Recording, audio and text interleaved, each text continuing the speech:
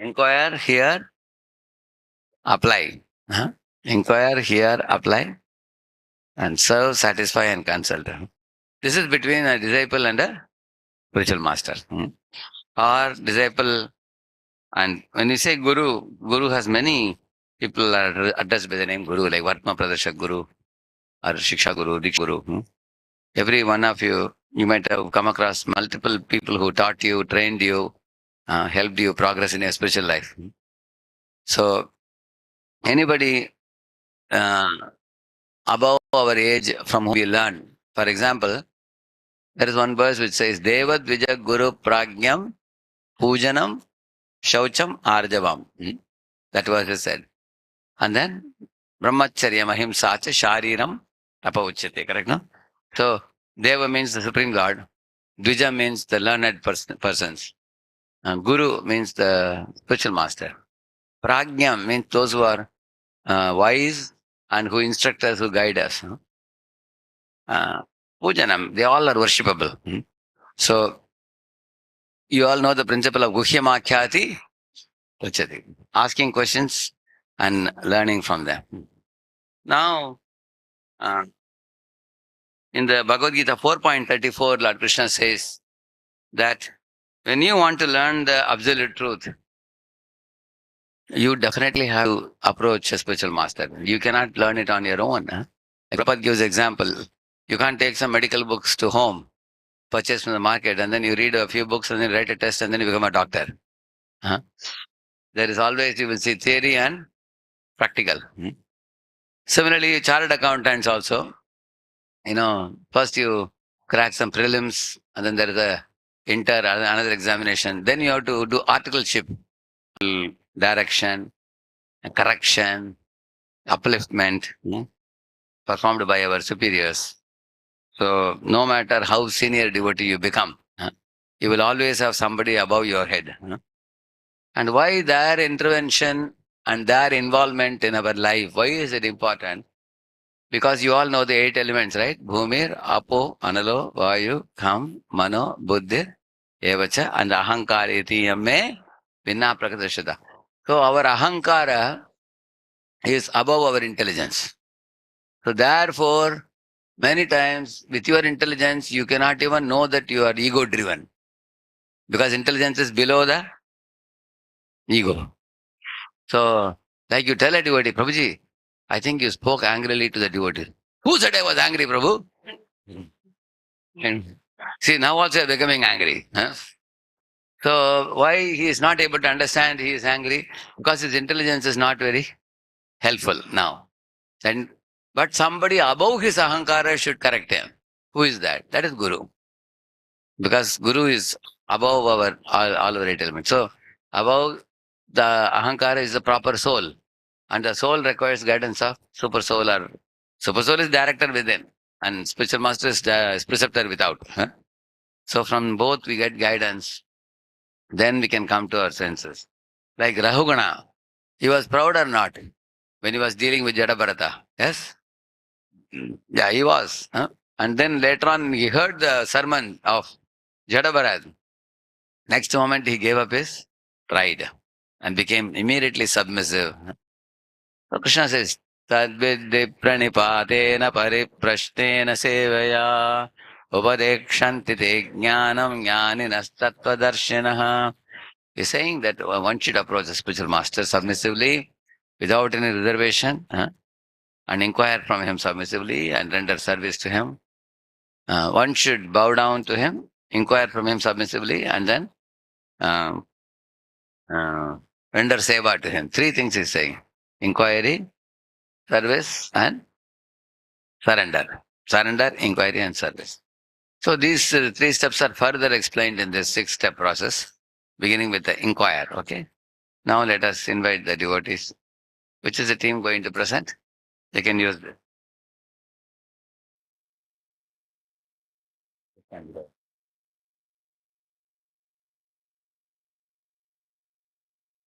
Where are the devotees? We have chair for them. How will you put chair? This can be moved, I think, little bit. This projector can be a little bit moved this side.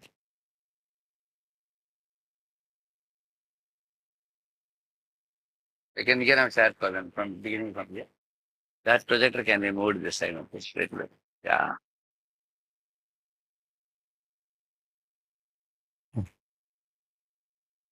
Hare Krishna, Hare Krishna, Krishna Krishna, Hare Hare, Hare Rama, Hare Rama, Rama Ram, Hare Hare. Everybody together.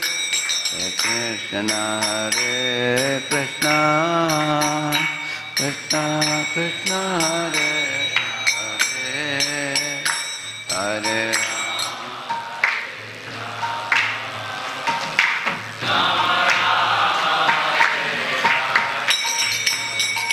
Hare Krishna, Hare Krishna, Krishna Krishna, Hare Hare, Hare Rama, Hare Rama, Rama Rama, Hare Hare.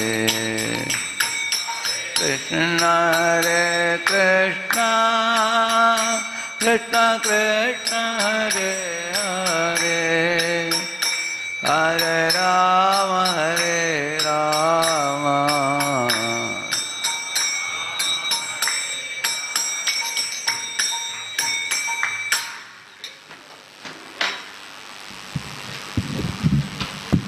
You have another mic for them? You have?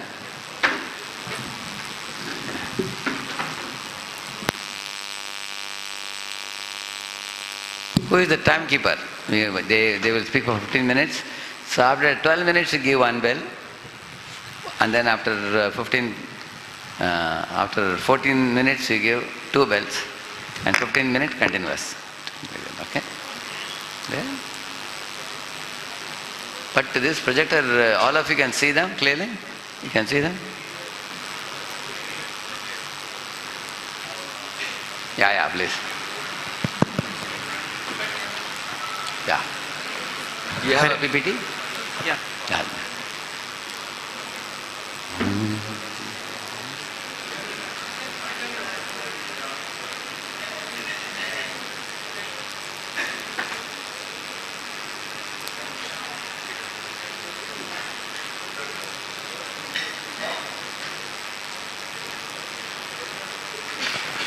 Hare Krishna.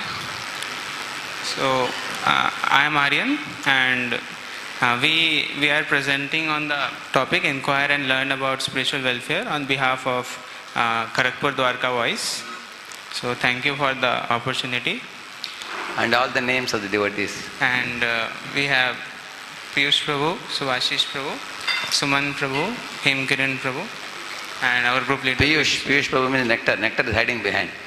Come to the little bit, move that side, give him place in the same line. Yeah. Yeah. Little bit. Chair can be moved. Yeah. All of you in single line. Yeah. Yes. Perfect. Yeah. That's good. Yeah.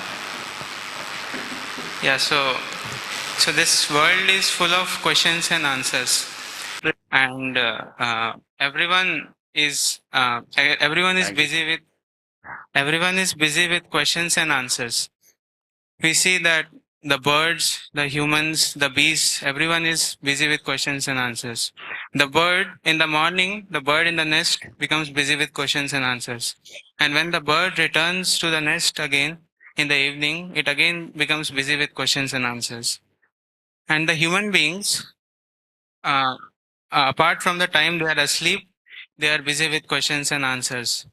The businessmen, they are also busy with questions and answers. And the uh, the schools and the students in the schools and professors in the colleges, they are also busy with questions and answers. And the legislatives in the parliament, the politicians and press representatives, they are also busy with questions and answers.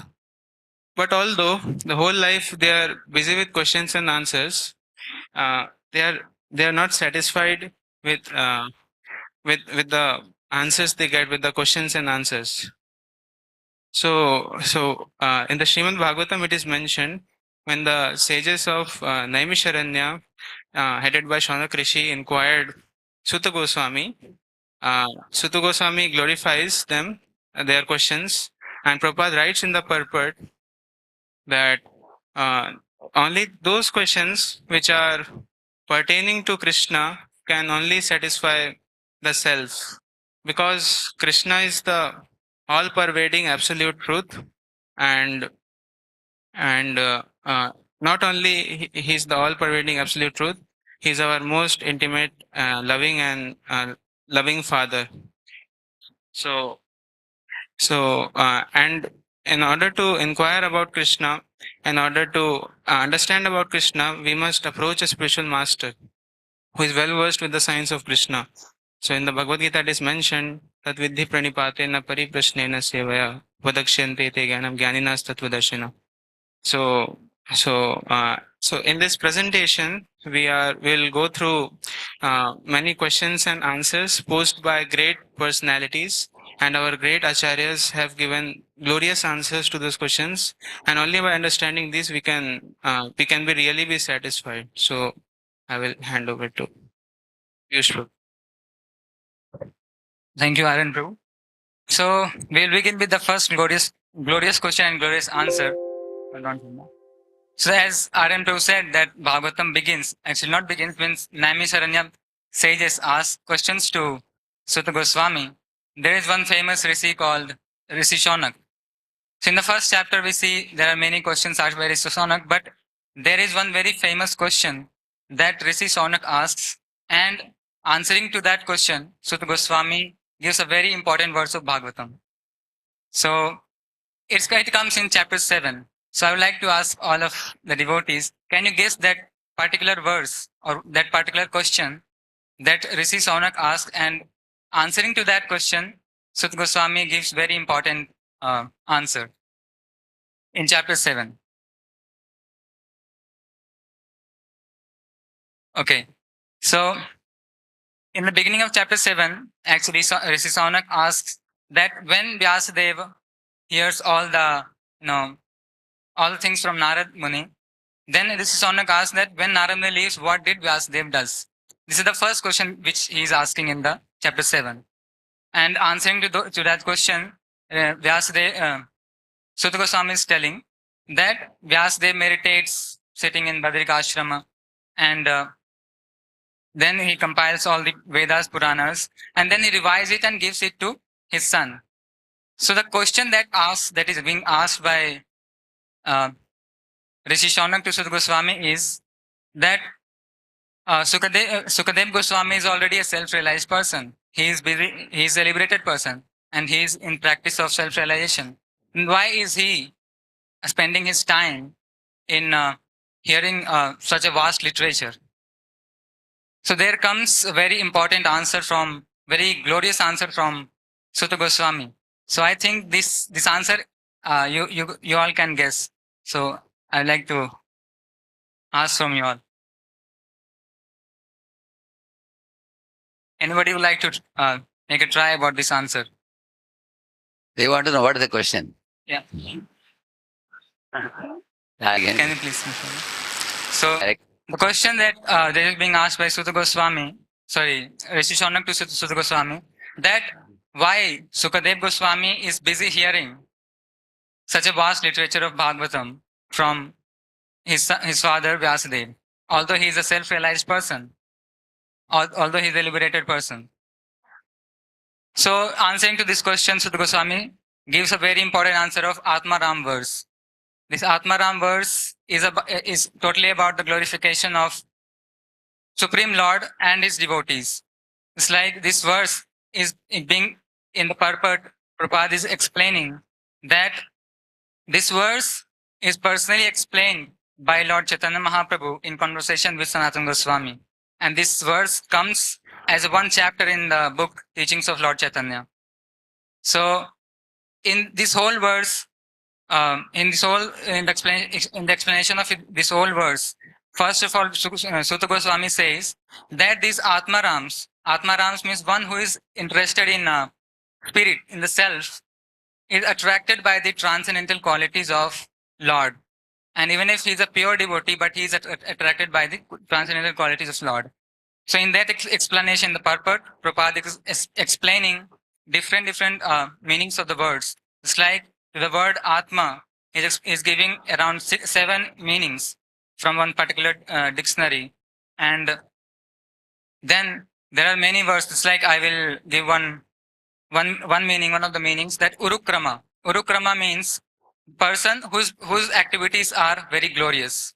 It's like Lord has created this spiritual world and material world from his internal energy and external energy. So his activities are very glorious. So concluding to the purport of this verse, Prabhupada explains in the purport that even if one is a pure devotee, but he is a pure devotee is attracted by the transcendental qualities of Lord. Just like the 4 Kumaras, they were attracted to the smell of Tulsi Maharani, which was on the feet of Lord.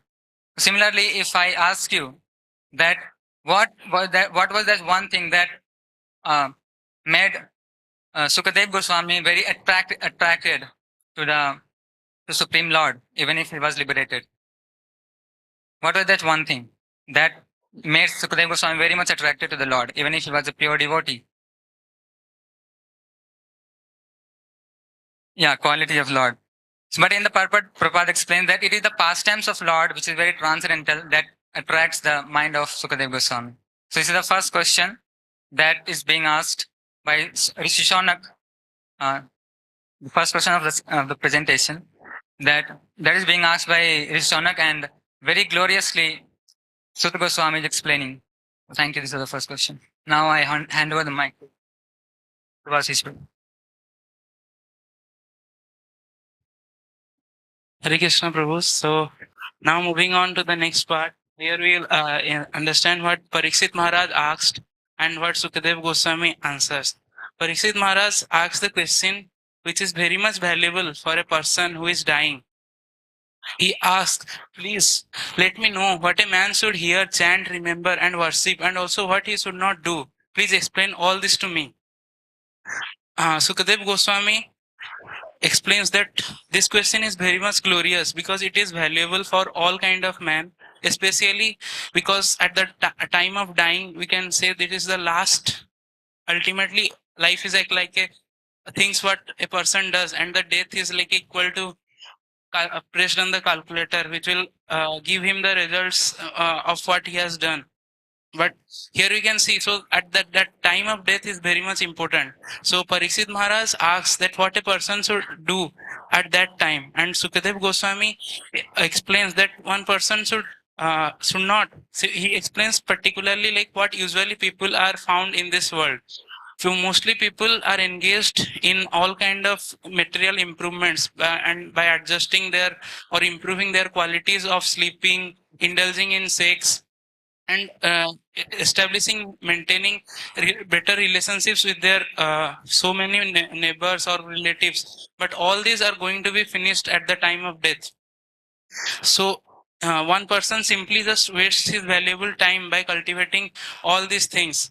And then what one should do, if one should neither engage himself in good or bad activities, rather in activities which will be pleasing to Lord, because only by such kind of activities one can transcend this material world. He says that one should glorify the Lord and chant the names of Lord. By doing so, one is constantly associating with the Lord, and by this constant association one is able to purify himself. And many, by reading more about the Lord, one will develop the taste in this taste of chanting and glorifying Lord. By such kind of things one can mold his material activities to spiritual activities, and he can end all his one will be able to end all the miseries that are going to come on him. The best way to overcome all kinds of fear is to constantly glorify the Lord. This was answer Sukadev Goswami. Now moving on to the next questions. Hare Krishna, everyone.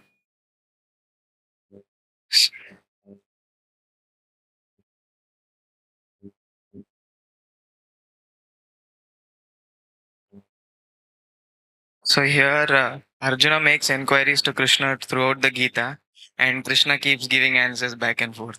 So one such important question that Arjuna asks is, by what one is impelled to do sinful acts?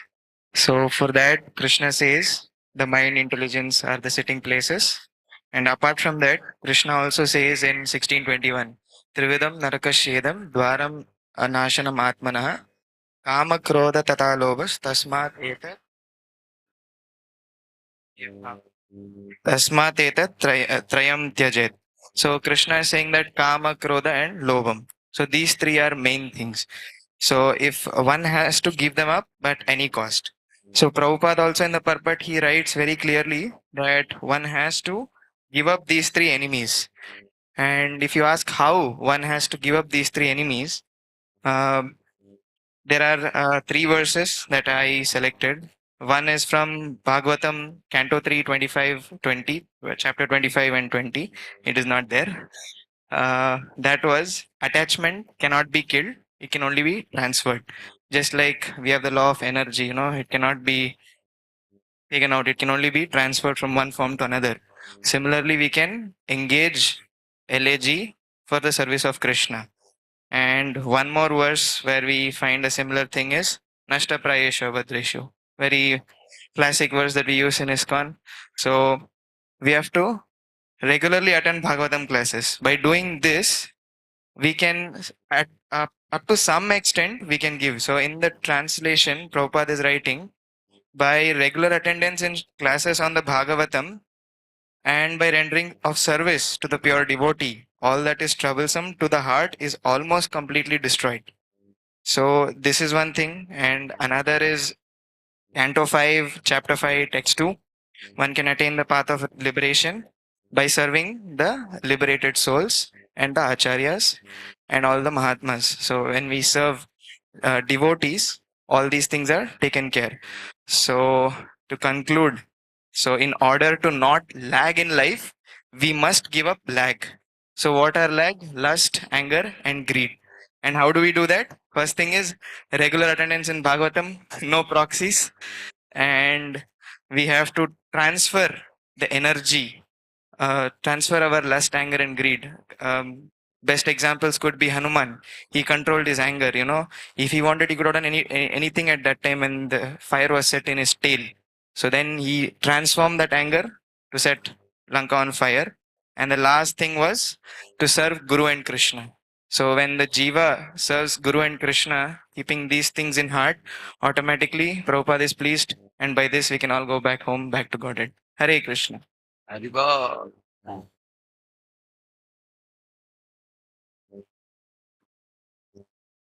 Time is up. Completed. 14 minutes. Somebody was pending? What was pending? You quickly conclude, yeah. So, Yeah, one more question. Hare Krishna. Hare Krishna. I am Suman. So I was just discussing the section of Prachini Parishat. So there was a question when the Prachetas, when the sons of Prachetas, the Prachetas are doing so. They are great devotees of Lord, and they are doing so many austerities, so underwater. And Narada Muni, so he was very pleased with them. And but when he saw that their father Prachini Parishat, so he was very much engaged in fruitive activities. So being compassionate on him, he came to him and said that this fruitive activities is not the ultimate goal of life. So, and to explain that, he gave the example of King Puranjan and how King Puranjan is compared to us, the living entities, and how like with the desire, so that is compared to the wife. So for that desire, and there are the city of 9 gates where we live, and so there are so many analogies that Narada Muni explains to him, so that he can actually realize that what is the actual thing that we should focus in our life. So after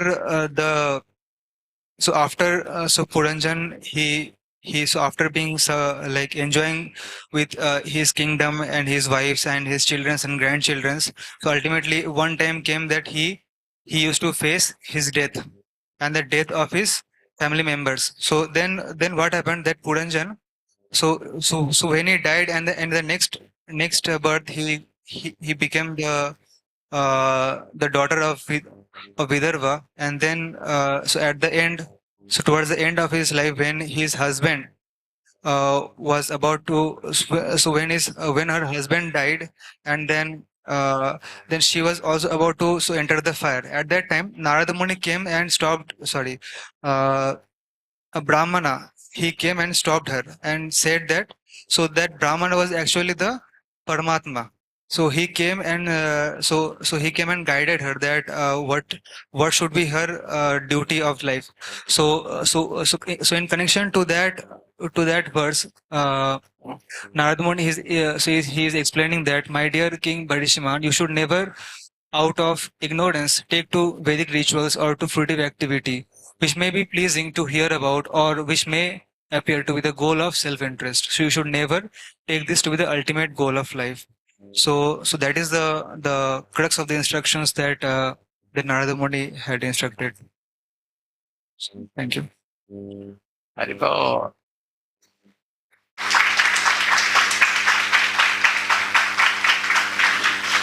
So, what's the one before you who presented? What's his name? After Piyush, third one? Yeah. Subhashisha, okay.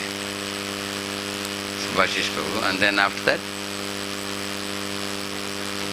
Yeah, you gonna? Hema? Okay, Hema Kiran.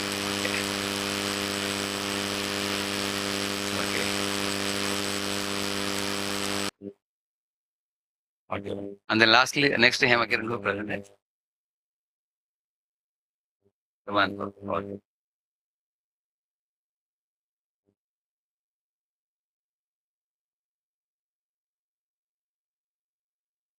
That was Shloka by Puranjana, correct? What is his name? Our Prashina Parishad. You tell Narada Muni.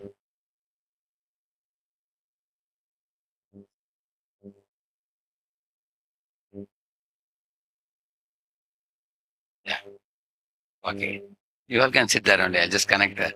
I'll say a few words about it. You see, going there.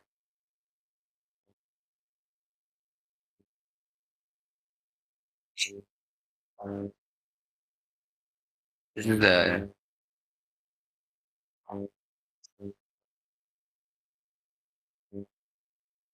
Is it big enough for you all? All of you can see? Okay. So, this was the first group on topic of inquiry. So, I have just put less text in slide and bigger font to help audience easily catch it. We can always make a bigger font. Aryan. Aryan, where is Aryan? Yeah. When you begin your topic, you can always begin a topic creating a hunger for the topic. How do you begin? I think you only gave the examples of different people inquiring, correct? No? Which is correct. You can open with that only.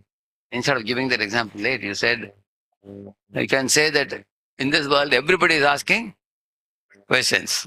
Early morning, the birds are cho cho cho cho cho cho cho cho, they're making sound. Where is my food? Where is my nest?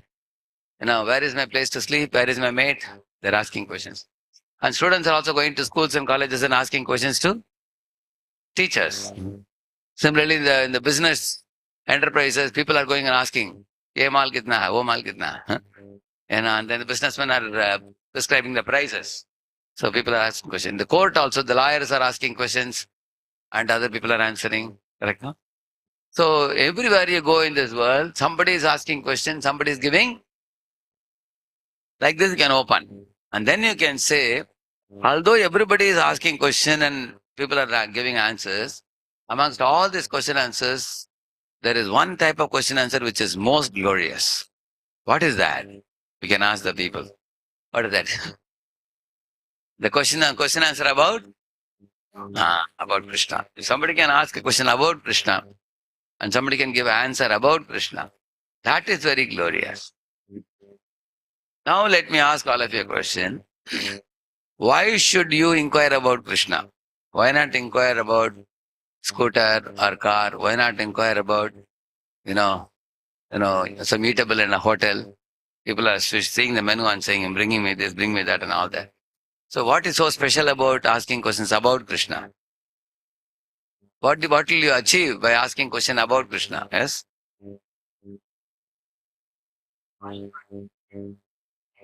By inquiring about Krishna, you go back to Godhead. Haribol. That's the answer. Because all the other inquiries will keep you in this world. But inquiry about Krishna will liberate the spirit from matter, like liberating a parrot from a cage. And it will send you back home, back to Godhead. That is the main point. Therefore, inquiries about the Lord are very special. Something like that we can begin. So, when we give lectures, we can give pictorial examples, very easy to grasp examples. For example, if I say it louder, then people are likely to pay attention. What is he saying? Something loud sound is coming. Otherwise, they may be looking at the watch or looking here and there. Huh? And then Piyush Prabhu continued that. Piyush Prabhu, your question was great, but people don't know what is the 7th chapter of Bhagavatam. That is a little advanced for them. You are asking a question from the 7th chapter of Bhagavatam. People don't know what is the 7th chapter. Huh? What is going on? They have not yet completed Bhagavad Gita also, many of them. So the question we ask should be little bit easy for the audience in the beginning. Then they develop more confidence. So for example, if you say, if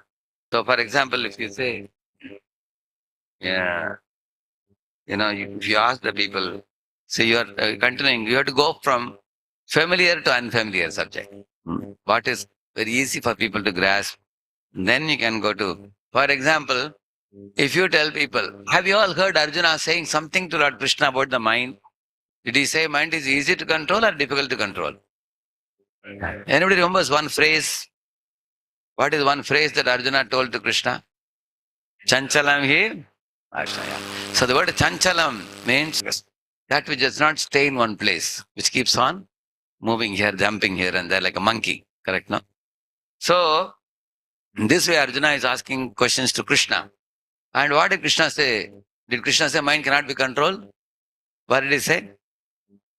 So some of them know shloka also. Abhyasena kaunteya. So abhyasa and vairagya. By two things you can control the mind. Krishna says. So what is abhyasa? Abhyasa means feeding. Vairagya means fencing. Like a plant, you feed water to the plant, manure to the plant, insecticide, pesticide, you put sunlight, all those things you put to protect the plant, nourish the plant. Gobar, fertilizer you put. Then how do you fence the plant? By putting a fence around it. Correct, no? And keeping a guard that no goat will come and put them out. Correct, no? So you feed the plant and fence the plant. Similarly, our mind also, you should feed, like Krishna says, how can you control the mind? Feed the Mahamantra. Hare Krishna, Krishna Krishna, Hare Hare, Hare Ram, Ram, Hare. So feed the Mahamantra, feed the Krishna Katha. By giving this to the mind gradually comes to remember the old, our original nature of being in the spiritual world and eternally as a servant of the Lord. What is that famous verse? Nitya Siddha Krishna Prema Sadhya Kabo Noy Shravanadi Shuddha Chitte Karaya Vodayam.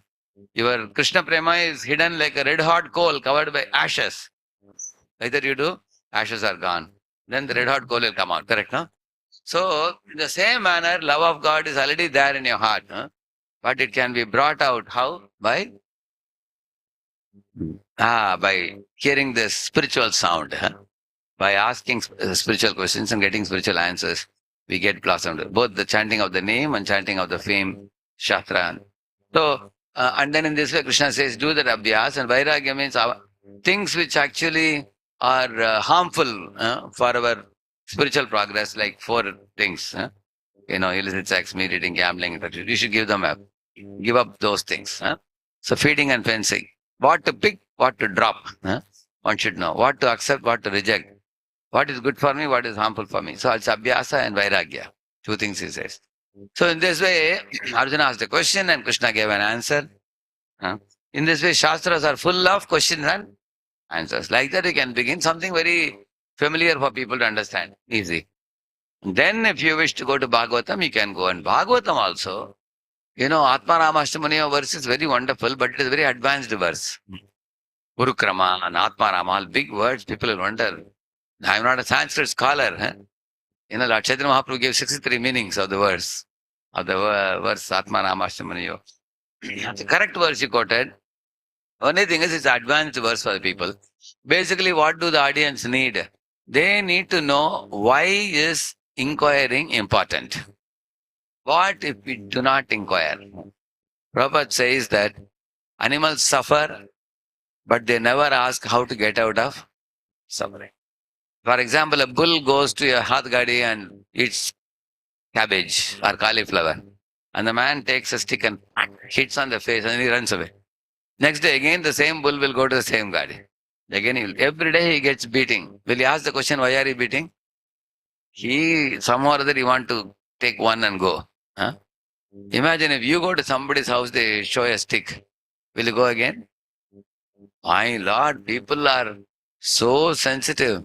Sometimes you go to one city, your mother may say, don't go to their house. Why? Because उनके दादाजी ने हमारे दादाजी को अपमान किया. You see, man is so sensitive because human beings are much more evolved, isn't it? In terms of thought process, we have morality, we have ethics, we have spirituality, we have spiritual inquisitiveness. We can evolve spiritually. Animals can't do that. So we can ask question, why am I suffering? Animals only know that I am suffering. We can ask. And that inquiry is important. Is there anyone who want to get old here? You want to remain young and fresh, but we get old. Is anyone goes to temple to pray to God, my dear God, my body is too healthy for last 4 years? No. Not even a fever. At least one malaria for a week. Will anybody pray like that? Will anybody pray? No. We don't want diseases, but still without asking. Therefore, we should ask a question. Why am I getting disease? Why am I getting old age? Why am I dying? Who can ask this question? Only humans can ask. Animals cannot ask. Only humans can ask this question. So we have to and also we should ask, in this world, my great-grandfather passed away, grandfather passed away, father passed away. One of the, as I get older, my body will also pass. So why in this world, without our wanting, people are dying? Like you all know the story of Siddhartha Gautama Buddha, correct? His father wouldn't let him go out of the palace. But one day when he went with his minister with father's permission, he saw an old man coming. He asked the minister, why this man is leaning with a stick? And the minister said, he has become old. He said, what is the meaning of old? Will it happen to me also? He said, yes, it happens to everybody. He was shocked, really? One loses the strength and stamina when you get old. He said, yes. And then he saw one man was lying in the bed coughing. Like that. He asked him, why is this man lying down for a long time? He said, he's sick. He said, what is sickness? But I am quite healthy. And he is sick. Yes, everybody gets sick sometime or other. So then he understood that. Then one body was being carried on a stretcher. People are playing some kettle drums. Dunk, takara, dunk, takara, dunk. People play, They are playing. The whistle also they give. Yeah. Isn't it? And he was watching, what is that? Body being taken. He said, why that man is lying on the top? So he said, oh, that man is dead. He said, dead? What is the meaning of dead? He won't get up? No, he can't get up. Because once the soul leaves the body cannot get up. He's dead. Then Siddhartha told, stop the chariot, he said. He got down and he said, what are we doing in this world? You don't want to get old, you get old. You don't want to die, you die. You don't want to get diseases, you get disease. Come on, why are we wasting our time here? I want to immediately go to a saintly person and inquire about what all this truth is. Why it happens to all living entities. So he was very inquisitive. Immediately He went to a saintly person and heard the truth and everything, went to a Bodhi tree, sat underneath the Bodhi tree and attained Bodhisattva. Correct, no? By that inquisitiveness. So, one should have that inquisitiveness. If you have inquisitiveness, you can get out of the cycle of birth and death and go back to Godhead. Those who ask questions, they only can get out. If you don't ask questions, you have no curiosity, you are dull, we just go on with our life with the same routine like animals.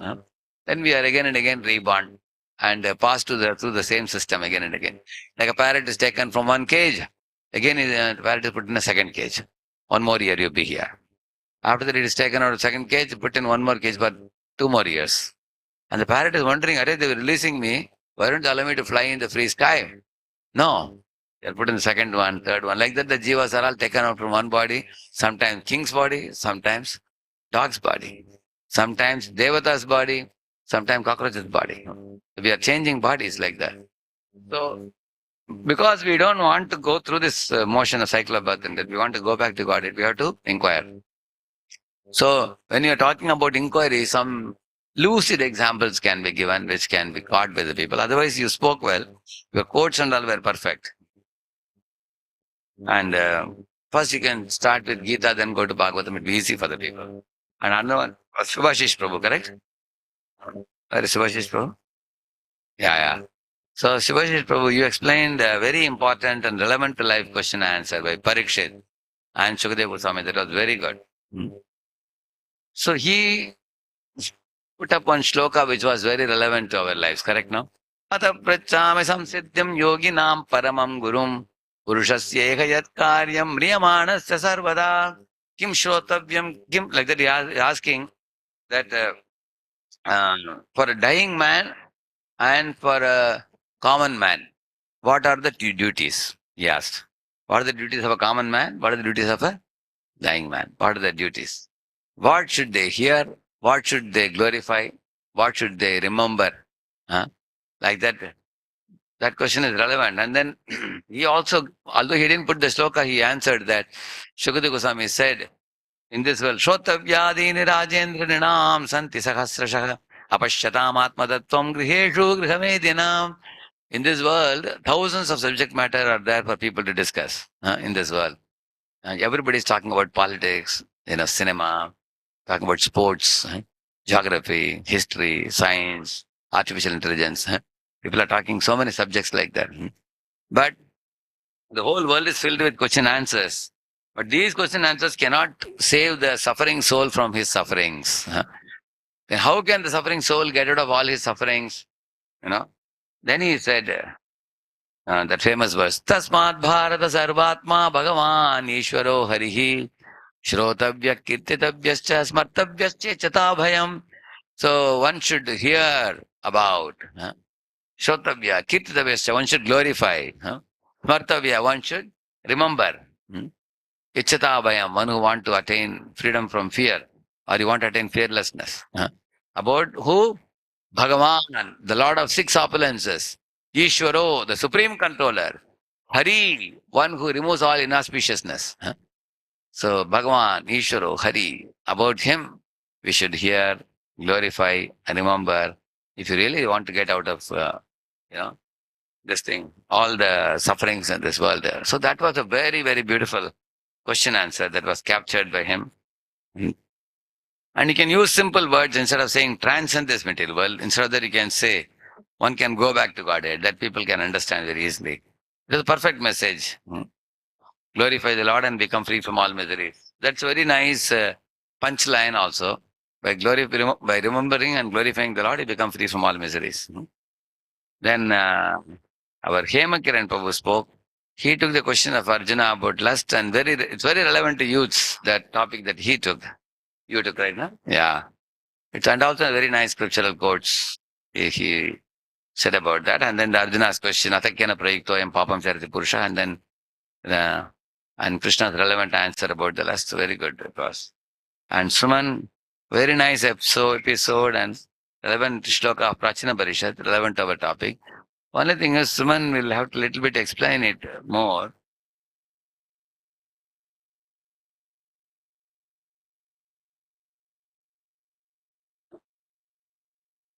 A little more simpler explanation would be helpful. See what happened. Some of you may not be aware. When Prachana Parishad heard from Narada, he understood that the ultimate dharma is Bhagavad Dharma. Huh?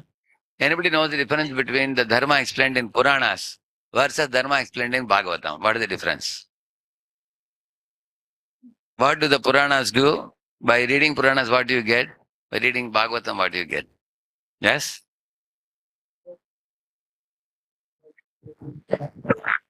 Someone may have dharma to listen to his family, someone may have dharma of nationalism, something like this. But by reading Bhagavatam, we get paro dharma. Okay. Very good. Give him an applause. Very good. See, all the Puranas teach you sub-dharmas, subordinate dharmas, like different branches of a tree. Huh? Like he is saying that, Matra dharma, Pitra dharma, Stri dharma, Parivar dharma, Jati dharma, Kula dharma. Different dharmas are taught. Varna dharma, Ashrama dharma, and all like that. But Bhagavad dharma teaches the root of the tree. Huh? So if you are following Bhagavad dharma, all other dharmas are already taken care. You don't have to worry separately about them. Okay. And another thing, a difference I'll tell you, all other Puranas teach you how to adjust and live in the material world. A little more better material life. Huh? Like for example, you are in C class jail, you can go to B class jail. Or from B class jail, you can go to A class jail. Like for example, somebody is in a stone breaking division of the jail. You become a little gentleman, you'll be allowed to now, take care of the garden and do some typing work like that. You'll be given a little lesser punishment. Huh? So I asked this question, which one do you prefer, C class jail or B class jail or A class jail? Which one? For that you have to go to Bhagavatam, correct, no? Bhagavatam teaches how to get out of the jail. All Puranas teach you how to, make your life a little more better. Huh? Little bit adjustment. For example, when it is hot, you use a fan, isn't it? When it is too hot, you may use air conditioner. Correct, no? Now, instead of this kind of adjusting and living in the world, you have another chance. You can go back home, back to God, where you don't have this material body, you have spiritual body. Is it not better? Bhagavatam teaches that, Bhagavad Dharma. So, when you are talking about the Prachana Parishad, when he learned about Bhagavad Dharma, he told Narada that, oh, my dear sir, my previous gurus never taught me about this. They only taught me do karma kanda, go to heaven, live a long life and come back to earth. Again, do punya and go to heaven. Keep rotating. That's what they taught. They were not well informed. But the inquiries that I made to you and then the answers you gave, they are taking me back home, back to God. So this is the best knowledge. I never knew that. If I knew that before, I would have taken to it very seriously before itself. Like that he said. So all of you are very fortunate because you got the Bhagavad Dharma straight in your first year of your learning Krishna consciousness. You didn't have to go through a long route. Like somebody wants to know, where is the nose? Somebody says, this is the nose. You saved your time. Otherwise, find out, is this the nose? No. Is this the nose? No. Is this the nose? No. As that you go around, finally you get Bahu Nam Janma Namante. Then you'll come to know, find out this is the nose, isn't it? So once Jadrani Mataji was doing a drawing, suddenly she wanted to know Paramatma is lying down or sitting or standing. She didn't know. She asked some of the devotees, nobody could say that. They all told her that better check with Prabhupada. So Prabhupada happened to be around. So she went to Prabhupada's room and asked, Swamiji, how should I draw Paramatma? Standing, sitting, reclining. So Prabhupada said, that will take you 10,000 lifetimes to know. Prabhupada. She said, my Lord, I have to wait till then? Prabhupada said, no, you don't have to wait because you have come to the right path of Bhakti Yoga. You have become a disciple. I will give you the answer. Take it. Now Paramatma is standing. Draw him standing, he said. So, in this way, by becoming a Bhakti Yogi, we have been saved from going in a very circuitous manner. Correct, no? So, in this way, you can explain that Prachana Parishad, what wealth of knowledge he received from Narada. It could be lucidly explained. And also, nowadays in Google, if you go, you get lot of pictures. No need to do conjusi for your slides. You can put lot of nice pictures. You can put, see here. Like this, you can put, who is inquiring to whom? You can ask the people, who is asking question, who is answering? Parikshit is asking question. And who is answering? Sukadeva Goswami is answering. Who is this? Yeah. See, Narada is flying and coming. And who is despondent here? Vyasadeva. And Narada Muni is going to meet him and give him instruction. See, now Narada is instructing Vyasadeva, and he told him to write the Bhagavata Dharma in his maturity. Hmm. And then, Narada told his own personal story, how he became Narada. He was a Dasiputra and how he became Narada. Then Bhaktivedantas came, correct, no? For 4 months, Chaturmas period. After that, Vedavyas asked, after the Bhaktivedantas went away, what did you do? He asked him. You see, these are Bhaktivedantas. Huh? And this is a small boy, Dasiputra. So, and that is the Dasi is here behind you, sir. Huh? So, Vedavyas was inquiring to Narada, what did you do after they went away? How did you practice? So that Prabhupada writes, inquiry means Sadharma Richa. One should be eager to ask questions to Guru. How did he become so advanced? How did he become so convinced? How did he become so serious about spiritual life? So he is asking Narada, please tell me, my dear master, how did you become so enthusiastic in your spiritual life?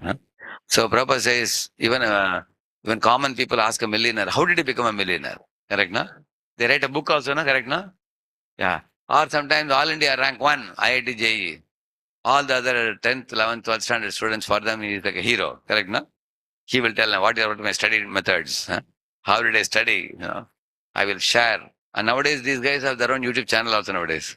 Correct, no? They have the channel and millions of people watching how they got the AR1. Correct, no? That means in educational field, people ask toppers, how they cracked it. In the sports field, people ask Sachin also, how do you put sixer so nicely? Isn't it?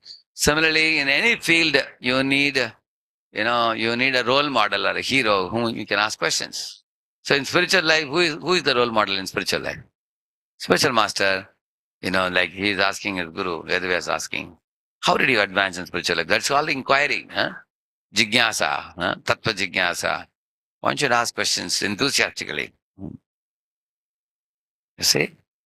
So this is the Bhaktivedanta's, the boy heard from him, and then after they went away, Narada said, after they went away, I continued practicing and how I attained Krishna. And he heard with great relish. Vedavyas heard it. So in this way, some pictures we can show also. As a part of our presentation, some pictures you put, that will be very appealing to people. Another thing, when you are talking about inquiry, when you should ask questions, where you should ask questions with great eagerness. Can you tell, any of you can tell one question from Parikshit Maharaj asked to Shukadeva Goswami? Very intelligently, he asked a question. Any of you can say in your, there is one hand up there. Give the mic to him. Hare Krishna Prabhu, Dandat Pranam. Parikshit Maharaj is asking that people are performing sinful activities and again they are performing rituals to get rid from activities. Correct. And again they are performing the sinful Correct. activities. So what is the use for that? What Correct. there is useless? Can't they completely get out of sinful activities? Can't they get out from? Very good. Haribo. Good question.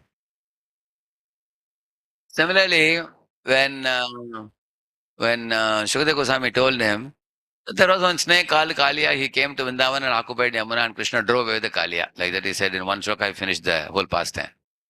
Parikshit said, wait a minute. My dear sir, who is Kaliya? Where did he come from? Why did he come and take shelter of Yamuna? How did Lord Krishna defeat him? Please tell me everything in great detail. Don't think I have not eaten food or I have not drunken water. I have not got my sleep, for 7 days. Your katha itself is amritam for me, he said. It's like a nectar for me. So please elaborate the katha as much as you can. Don't try to make it concise. Elaborately tell me, what does that show? His eagerness to ask question and eagerness to know. And also, Parikshit Maharaj is very intelligent. He asks very pertinent question. For example, Shukadeva Goswami is going on narrating the past. He said, so when Krishna killed Aghasura, all the coward boys returned home and told this pastime of Aghasura after 1 year to their mothers. Like that he said. So what is one word you heard? 1 year. Immediately asked the question, what happened? in that 1 year period. That means he's very attentive to hear and he's also very inquisitive. Sometimes, generally, when Bhagavatam class happens, people say, okay, Prabhuji, quickly finish it. 9 o'clock, you're supposed to end, already 9:05 now. Okay, okay. So I used to ask in some places, it's getting late now, yeah, I want to wind up. They would say, yes, it's all right. It's late only. 5 minutes you wind up. But he is saying, elaborately explain everything about Kalya. So here he asked, why 1 year, why they didn't say to whom? As soon as he heard it, Shukadeva Goswami went into Samadhi, eyes closed. And all the audience became stunned. Why should Guruji is calm now, he doesn't speak a word. Then immediately they took all the instruments and started doing kirtans. Then Shukadeva Goswami came to external consciousness. Then he said, why I lost my consciousness? Because in that 1 year period only Brahma Vimohan Leela took place. Then he explained that elaborately because of Parikshit's question. So the inquisitiveness is very, very important of the attendees. They should have eagerness to hear well and then ask questions. Ask pertinent questions by which we can apply in our life. In questioning, Prabhupada says two things in that purport, Tadvidhi Pranipatena. If you read the purport, Prabhupada says, absurd inquiry and blind following. Both are condemned. He writes in that purport. Absurd inquiry and blind following. Now, what is absurd inquiry? One disciple asked Prabhupada, Swamiji, in Dwaraka, what was the sewage system? He asked. And Prabhupada, why are you asking this question? Yes, but you said there are 16,000 palaces. There must have some really first-class sewage arrangement. Otherwise, how, the whole Prabhupada said, absurd question. Ask some relevant question. This is not going to help you in spiritual progress. So don't ask absurd questions. And blind following means what? Whatever you say, I agree without asking a question. Like Prabhupada was walking on the road, he said, look at this building. I think it will be nice if we can get it for Krishna. And then said, yes, Prabhupada, Jai Prabhupada, they said. And Prabhupada saw one big bus, he said, how nice if we can get this bus for our Sankirtan. Yes, Prabhupada, Jai Prabhupada, he said. And Prabhupada showed one dog. How nice if we can get this dog, he said. Yes, Prabhupada, Jai Prabhupada. Prabhupada said, why do you want a dog? Sorry, Prabhupada, we didn't think Prabhupada. So that's called blind following, not asking any question. So therefore, blind following is condemned, absurd inquiry is condemned, but relevant inquiry is appreciated. Especially relevant inquiry for what? To apply in my life and bring about a change of heart. Otherwise, simply like one boy came to Prabhupada and said, Swamiji, what do you think about Christianity? And Prabhupada spoke few minutes. Swamiji, what do you think about Islam? He spoke few minutes. Swamiji, what do you think about Sikhism? He spoke a little bit. And what do you think about Jainism? Prabhupada said, wait a minute, which one are you following? He said, no, Swamiji, I'm just asking, I don't follow anything. He said. Then Prabhupada said, why are you wasting my time? Prabhupada, get lost. I am ready to speak to somebody who will be willing to follow. Correct, no? That's why our questioning should be done not out of sheer inquisitiveness without any purpose. It has to have a purpose. We should be thinking that I ask an honest question, sincere question. And also we should not ask question to a speaker out of a superiority complex. One boy first raised the hand and then he kept his hand down. I asked, why you didn't ask Maharaj the question? Prabhuji, my question is so advanced question, I was wondering whether Maharaj can answer or not. He is thinking too high of himself. Correct, no? I said, see, you may have a big degree with you, but Maharaj has a spiritual degree. He can see things from a spiritual perspective. Don't imagine yourself to be too much advanced. You are simply imagining. So one shouldn't be too proud while asking question. So one should not ask question to display one's own. Some boys ask a question and look around. Now what do you say about my question? Kaisa puch diya, dekha na aapne? That should not be the goal of asking question. Correct, no? Goal of asking question should be honest and sincere. That I am a struggling sadhaka, I want to get out of this problem, please help me.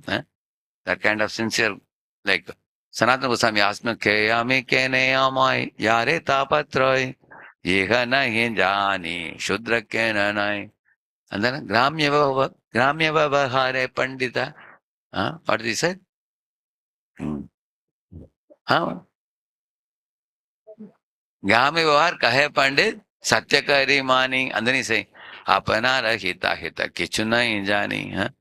What is good for me? What is bad for me? I don't know. When people call me Pandit, I am also nodding that yes, I am a great Pandit. Huh? I am so foolish. Kiyame kene ama yare tapatrai. Why these threefold miseries are attacking me? I don't know, my Lord. Actually, he knew everything.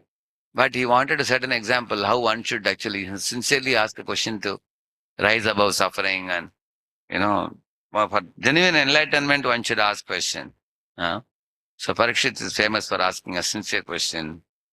Similarly, Shaunaka Rishi is asking questions to Sutta Goswami. So in this way, that group of devotees now, they presented well, and it is the first group from which we can also learn. See, there was not much points from the notes I supplied you, I have written. The notes I gave, you also should bring something out of that notes also. For example, Saddharma Pricha asking relevant questions is given. Vyasadev to Narada asking questions, that's given there in the notes. One more point is in the purport. Don't accept a guru for the sake of passion. Like I went to somebody's house, he had a big photo of guru with a beard. Big photo, he put a big garland. Hey, हमारे गुरुजी हैं, he was selling. ठीक है, आपके गुरुजी से आपने क्या सीखा? कुछ नहीं चाहिए, मुस्कुराते हैं गुरुजी, मुस्कुराते हैं बस, और क्या चाहिए हमको, बस हमारा बिजनेस अच्छा चल रहा है. You're selling. Most people think if you have a Guruji's photo on garland, and once in a year he comes to give a donation, relationship is that much only. They can simply say that I also have a Guruji. So Prabhupada used to be very heavy about this. Like some rich people, they call Guruji once in a year when their 30-40 relatives come. And when the Guruji comes, they show the relatives, here is our Guruji. And then they give some donation and send away the Guruji. So Prabhupada said, Guruji is not like a household dog that you call him to show to your people. He's a Guruji. And the Guruji also comes and goes. Prabhupada said, Guru means he should modify your life and transform your heart. You cannot continue to be the same old fellow doing all nonsense. Like Prabhupada went to his Guru with a Desh Prem paradigm, with a Gandhian. In one meeting, his Guru made him Krishna Prem paradigm. Desh Prem to Krishna Prem. One talk immediately elevated him. So that's the meaning of Guru-disciple relationship. Mrigari went with a cruel disposition. Narada made him compassionate Vaishnava. Correct, no? So you can see that kind of, so the Guru's goal, the inquisitiveness means you should inquire Tattva Jignasa, we should do in such a way that we can easily, when we can experience a change of heart. That's very important. Asking relevant questions for making spiritual advancement. So one shloka can be quoted. See, one of the easiest ways I will tell all of you, when you have to prepare on a topic, you can go to the Veda base. For example, there is one verse which says, Kamasya nendriya pritir labho jiveta yavata jivasya tattva jignasa narto yascheha karma bihi. That verse talks about jignasa. Jivas, he says, Kamasya na indriya priti. One should not direct your desires for sense gratification. Labho jivete avata. Can you make money? Yes, you can make money. For what? Keeping body and soul together. Then what is the life meant for? Jivasya? Life is meant for inquiry, spiritual inquiry. Why have I come here? Who am I? How to get out of this world? How to go back to Godhead? Yeah, who is God? Who am I? What's my relationship with God? Such questions should be asked. And then, Narto yasche karma bihi. One should not work too hard for just making money and enjoying that wealth. So these kind of shlokas could be quoted where the word comes, jignasa comes. So the word jignasa comes in a few places. One can, if you search for inquiry or jignasa, you will get that. That kind of thing. Good. So this is the first team, and they have made an effort to present very nicely. Let us give them an applause. Haribo.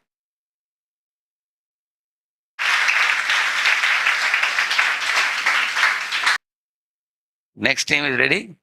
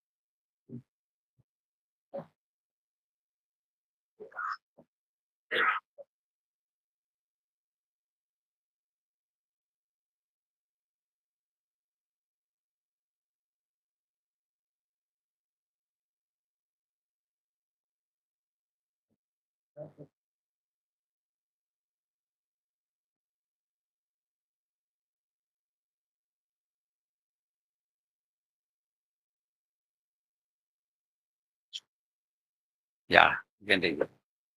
Understand? Okay. Hare Krishna.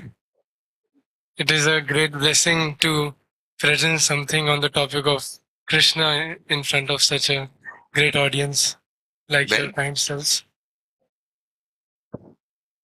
So, our topic for today is hearing instructions eagerly.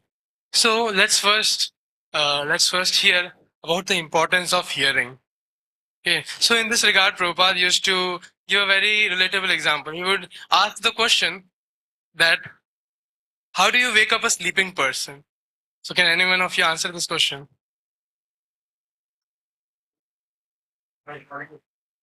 Yes. By hearing, a sleeping person is able to wake up. Similarly, a sleeping soul is able to get awakened when he hears. Right. So just now Radheshyam Prabhu also discussed Nitya Siddha Krishna Prema Sadhya Kabunaya Shravan Adi Shuddha Chitta Kare Uday. The Krishna consciousness lying dormant within ourselves. It is awakened when we hear. One more, we all know that the first process of devotional service, the first process of practicing devotional service is Shravanam. Shravanam Kirtanam Vishnu. By hearing, we start all the process of devotional service, right? In this regard, Chanakya Pandit also shares a very nice insight. He says, Shrutva dharmam vijanati, Shrutva tyajatva durmatim, Shrutva jnanam apnoti, Shrutva moksham vyapnuyat. He says that by hearing, one is able to understand what is dharma, what is adharma. By hearing, one is able to understand, one is able to remove his bad tendencies, bad propensities. By hearing, one is able to gain intelligence, and by hearing, one is able to attain liberation. But devotees are not looking for liberation. Devotees are much more ambitious than that. Devotees are looking for how to go back home, back to Godhead. So, I will call Siddhant Pro to share a story regarding this. Hare Krishna. So, regarding what Suraj Prabhu said, I would like to share one story. Once upon a time, there was a Brahmana who was very much upset because he did not have a successor. And being morose, he was going to commit the unthinkable. And on his way to end his life, he meets a wise sage. And the sage asks, "Oh dear Brahmana, why are you so sad?" And the Brahmana shares his problem. Being uh, merciful, the sage gives Brahmana a mystical apple and says that, "Please give this to your wife and she will beget a child." Happily, the Brahmana goes to his wife. But the Brahmana's wife, Dhundli, was a woman of less intelligence. she, after knowing that after eating this apple, she will get a child, started having strange thoughts that if the child will be in my belly, how will I be able to eat much? And if I don't eat much, I might become weak. And what if there is fire in the town? Everyone else will run away, and poor miserable me will be left. So, having these thoughts, she plans that she will get a child of her sister, and the apple she feeds it to a cow.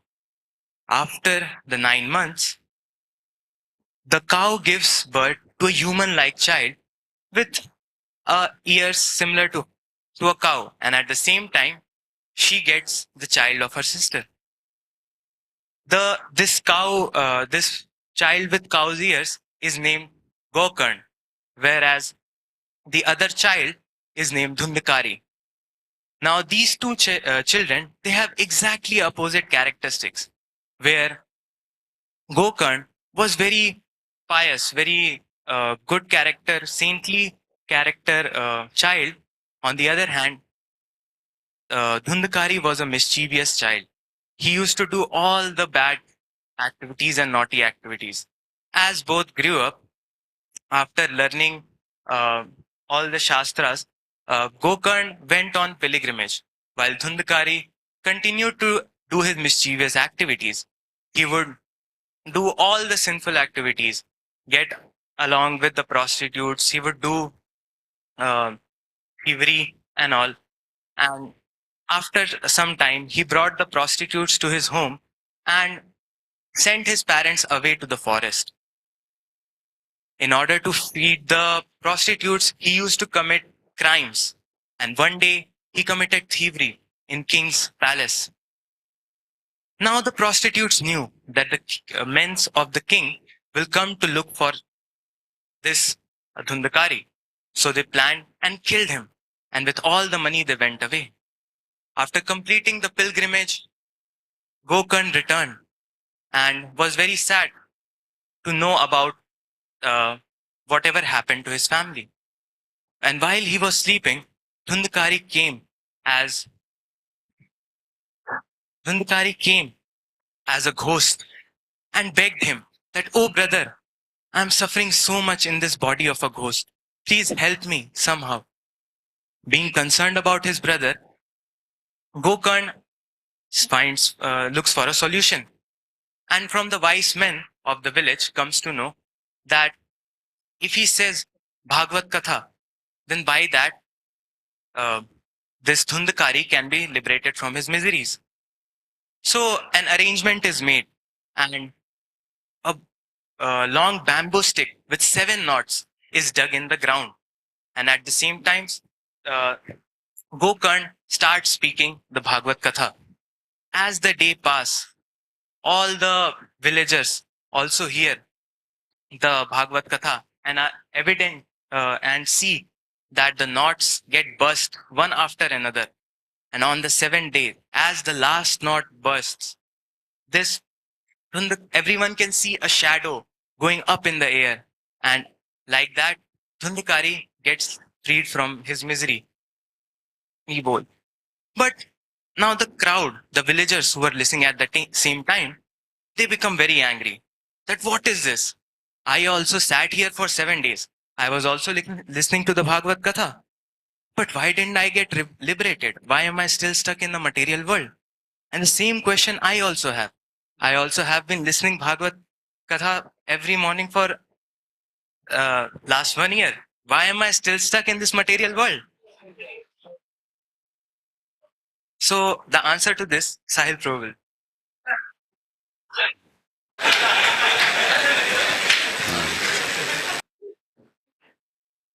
So yes, anyone from the audience would like to tell the answer? Any guesses? Yes. Strong purpose to hear. Okay. Intense desire. Okay. Any authoritative source like Rup Goswami? He is the Krishna conscious movement. So like if you a specific word is there. So anyone can quote that. Eagerness, yes. And what the Sanskrit word or like that?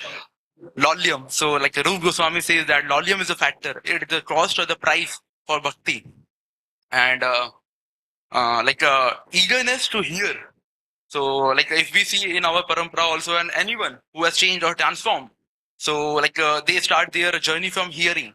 Even Prahlad Maharaj says that Shravnam Kirtanam Vishnu Smarnam. So it starts from Shravnam. So any examples you can quote or like that they have heard and then they have transformed or got to Krishna conscious movement. Megari, yes. From? He has heard from Narad Muni. Any other? Yes, no? Not here, okay. Prabhupada, yes. Okay, so if we see that factor eagerness, so how it comes or what's the motive behind that? कि मतलब उसके पीछे का purpose क्या है? कैसे आता है eagerness? Eager to be here. Okay. So there are two factors which I have searched. So I found that either one is very bewildered and he want to really know what's the purpose or what's the reason behind that.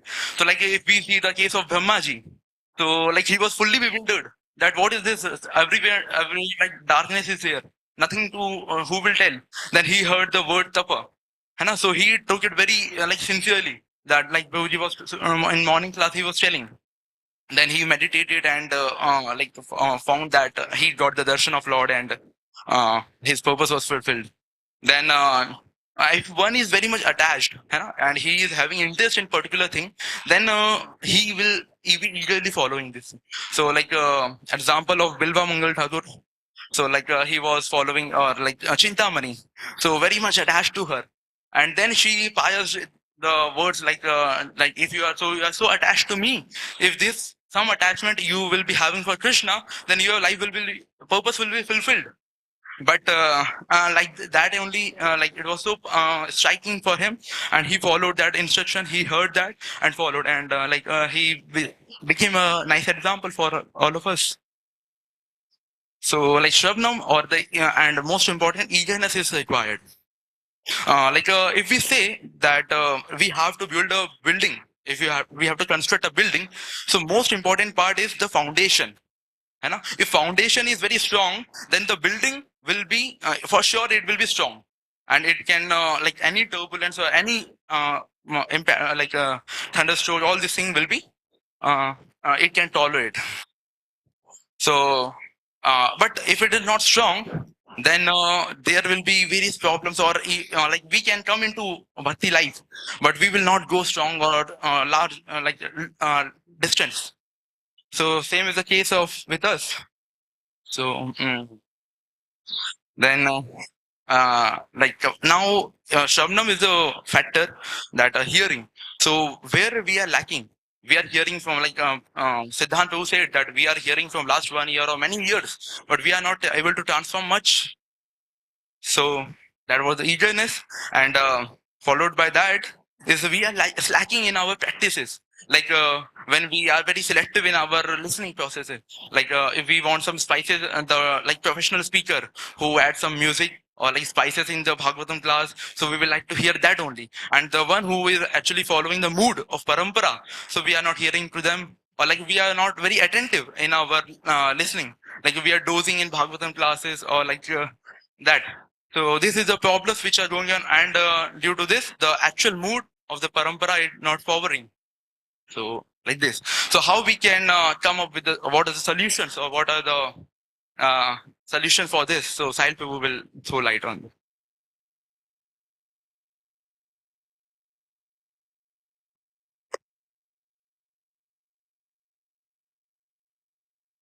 So the first answer to this question, why we are unable to develop eagerness, is that sometimes we become so complacent that we forget the urgency of Krishna consciousness. How urgent it is that we have to go back to Godhead. We forget the miseries in this material world. Like taking the example of Parikshit Maharaj, when he was told that in 7 days only you are going to die. You are going to be bitten by a Takshak Nag and you will be dying. At that instant, he decided, he didn't go to the palace again and told the ministers that you handle this, you handle this. वो कुछ management करने नहीं चले गए थे. He immediately went and heard the instructions from Sukadeva Goswami. This was the mood. This was the urgency Parikshit Maharaj felt. Similarly, as told the story in the beginning about Gokarna and Dundakari, Dundakari was also suffering in that body. He was also having the requirement to hear and to get freed from that body of Yaksha or that Pret. So this is the first solution to why we develop inattentive, why we have inattentiveness in our hearing.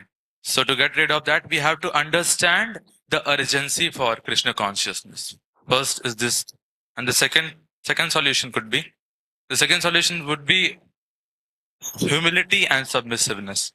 Sometimes what happens that, as Jatin Bhu told, we hear Bhagavatam class or something of very selected speakers. That is selective listening.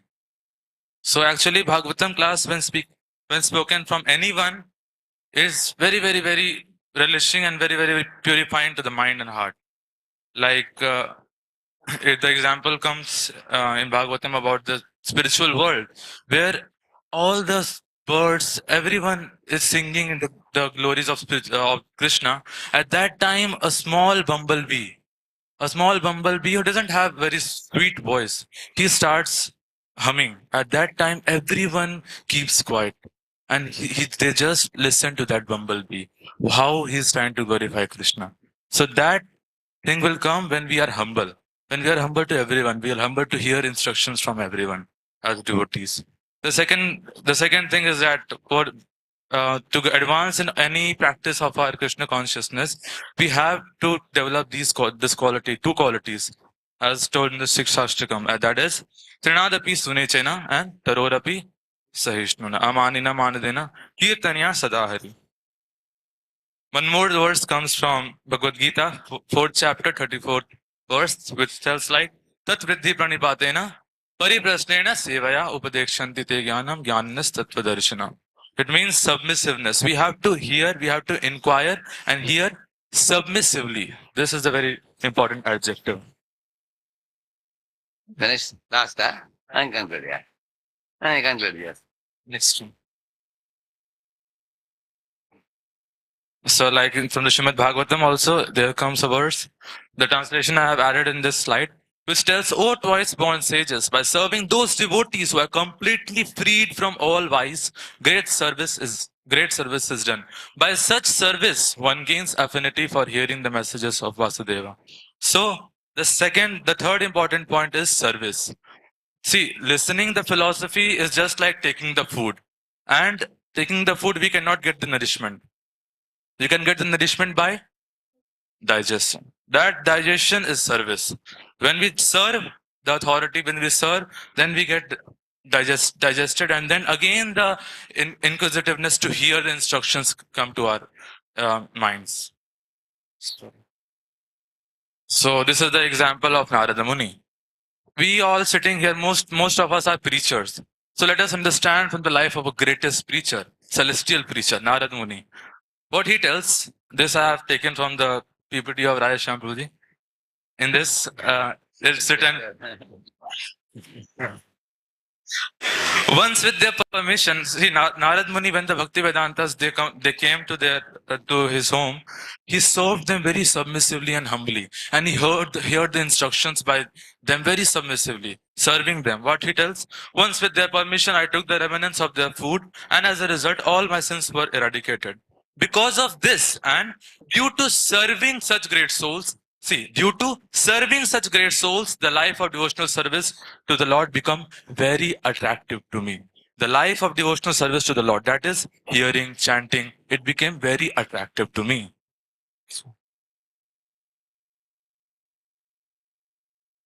Again, Narada Muni continues, when this transcendental taste become very strong, my attention become fully fixed on hearing about the Supreme Personality of Godhead. See, this is the result which we all want from hearing, chanting, or all the devotional activities which we perform. What is the result? becoming strong. My attention became fully fixed on hearing about the Supreme Personality of Godhead.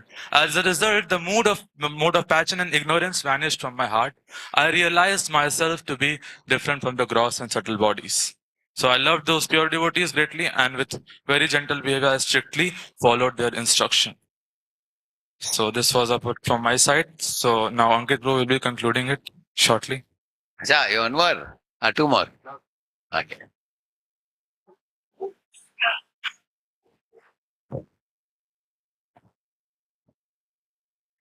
Hare Krishna. So I will be concluding what all member we discussed right today. So actually, I will be discussing the acronyms here, which can really helpful in increasing our eagerness to develop the taste of hearing. Actually, so first fundamental principle which comes is the humility. Actually, so it's a fundamental principles and a prerequisite actually to gain any knowledge. Like we know, like Sahil Pro discussed that Tadvidi Pratipatena. Now we should first humbly surrender to the Guru, and we should not be preoccupied with the ego and all. Then only we can humbly sit in the class and we can hear from the speaker. Second thing is the engagement. Like so, and under this we can see the some senses are there. First, on the sense, on the physical level, we see that we should be very regulated in our sleep, sleeping and eating. So we have that Uktahar Viharas Yukta Chetasya Karmasu Sloka, which comes in Bhagavad Gita. And also, we should be on the mental level, on the mind level, we should we should always contemplating what is there actually written in these scriptures, or while we are listening in the Bhagavatam class, we should be discussing it and we should contemplating it regularly. Just like we see when parrot, whatever we speak to them, they used to imitate that and used to speak exactly what we speak to them. Similarly, we should have this technique of whatever we are learning, we should contemplating and we are directly expressing the same thing without any adulteration. Third thing is that alertness. Sorry, the alertness is also on the true level, at the physical level. Like we should be very alert while we are sitting in the Bhagavatam class, like without dozing and full attentive with open eyes. Just like we see the fish, no, with the open eyes. Just like we should also have that kind of alertness, and also we should be very conscious and we should be very alert in the sources from which we are listening actually. So it is also very important. Sometimes we have a tendency to hoping on the different sources actually. So it is also very important to stick with the right source.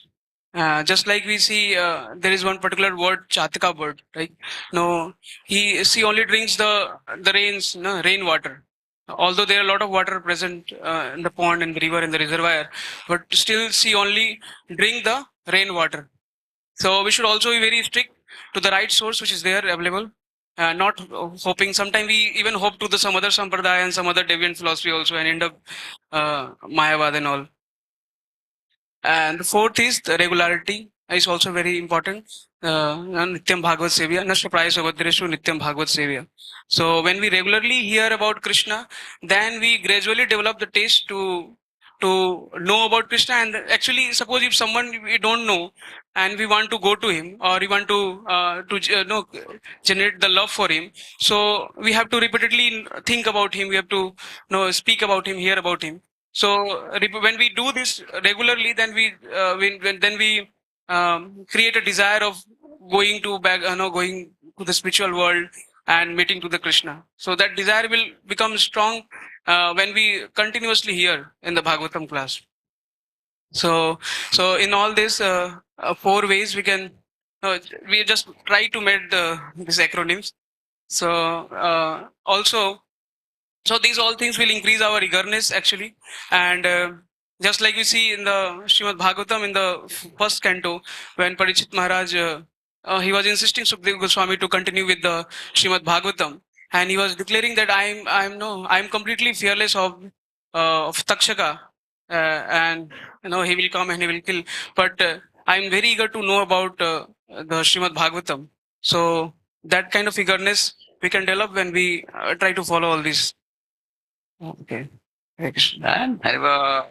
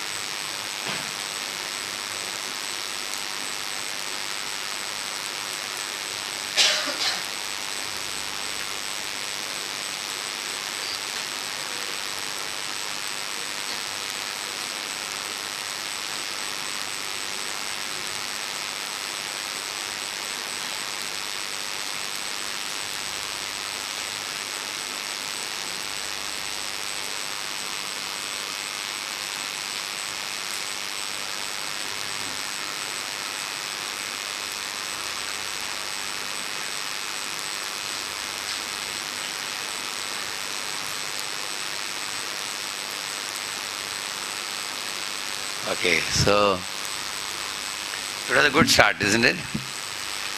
He spoke about the importance of hearing, how to wake up a sleeping person by sound. It was nice.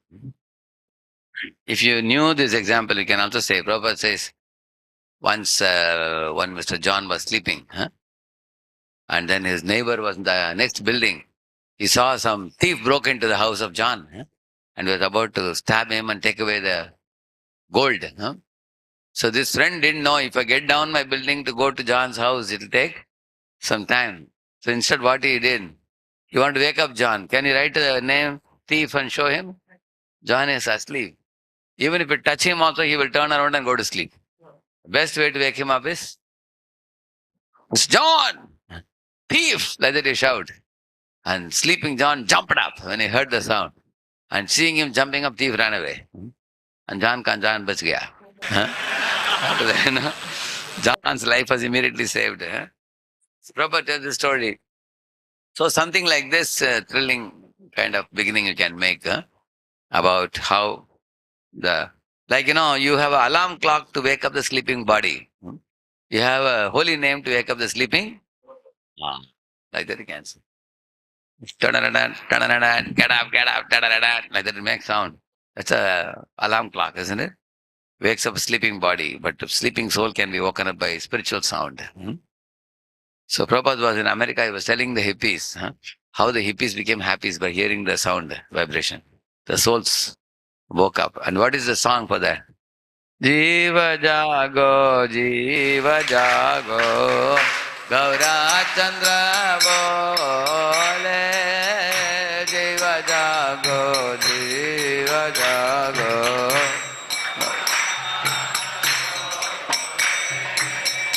Gota Nidra Jao Maya, Pisati Rakole.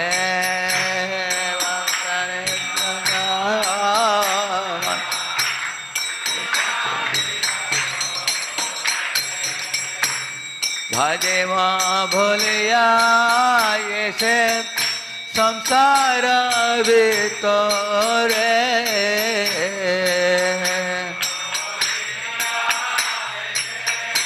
संसार भितरे भूलिया रहिले तुम्हें हो विद्यार भरे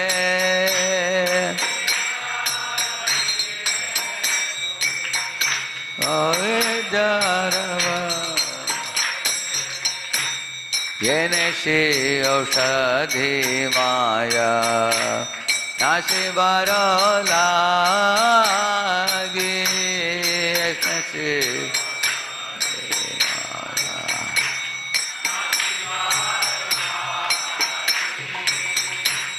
Hare Rama Mahamantra Lo Tumi Magi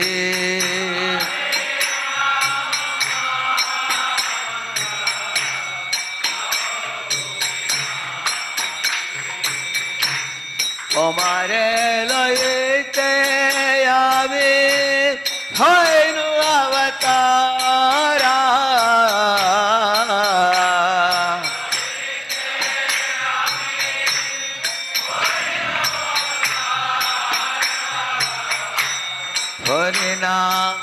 Mahamantra.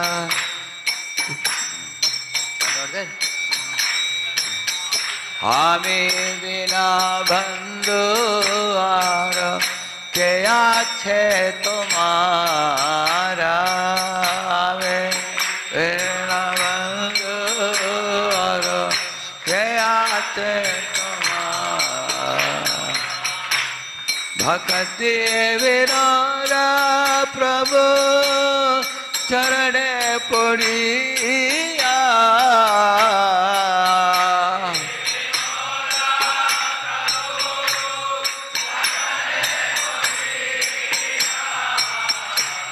Jai Hari Rama mantra loilo magiya.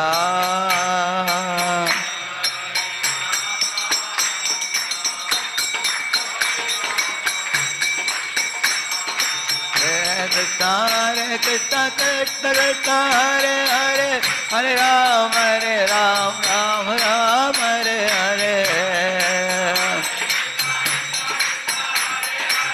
Hare Ram, Hare Krishna, Krishna Krishna, Hare Hare, Hare Ram, Ram Ram, Hare Hare.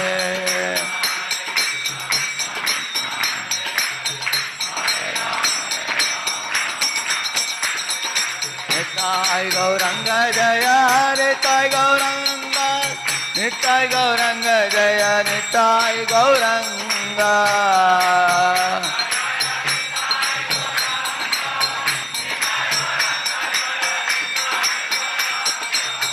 Nitai Gauranga Jaya, Nitai Gauranga, Nitai Gauranga Jaya, Nitai Gauranga.